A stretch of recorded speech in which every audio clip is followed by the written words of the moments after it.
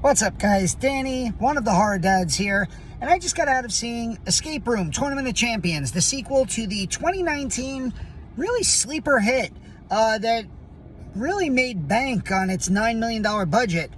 And this movie brings back the two survivors of the first movie, Taylor Russell and Logan Miller, Zoe and Ben, and it's directed by Adam Robitel again, who I enjoyed the first Escape Room. I thought it was way better than it had any right to be.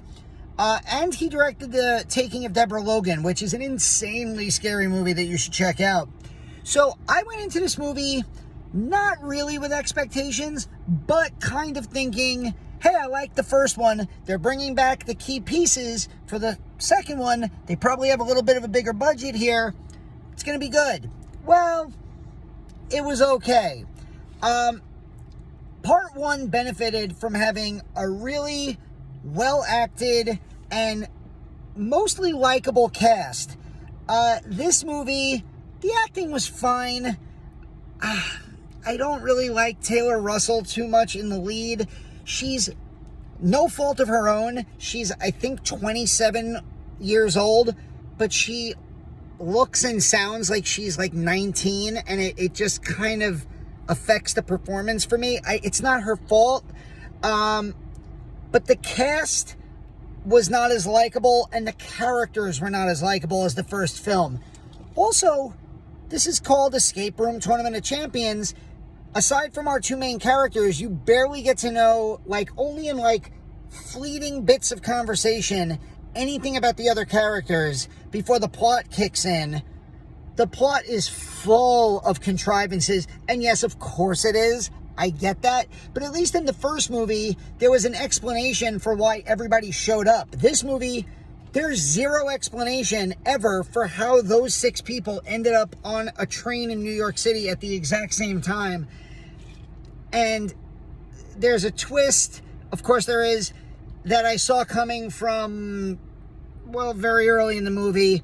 I won't spoil it, but yeah, the plot contrivances, and it all kind of felt a little dumb to me. And it's Escape Room, and I didn't think the escape rooms were as cool or as smartly put together as they were in the first movie.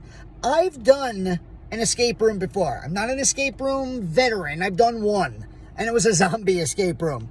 But the first movie, the way that they were solving the puzzles felt like what I was doing when I did that one escape room. Nothing in this movie felt like an actual escape room. It felt like death traps, almost like I was watching a Saw movie that had a very slight puzzle aspect to it.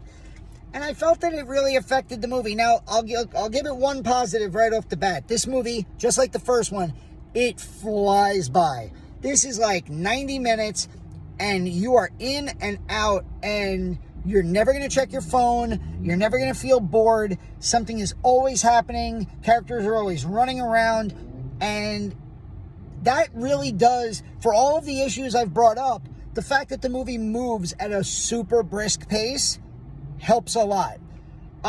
So if you like the first movie, and if you have 90 minutes to kill, do I recommend going to see this? Why not, right? I mean, go support horror, go to the movie theater, watch a horror movie. Is it a great horror movie that you're going to want to watch again and again? No. But I'll tell you what, if a part 3 comes out, I'll probably see it.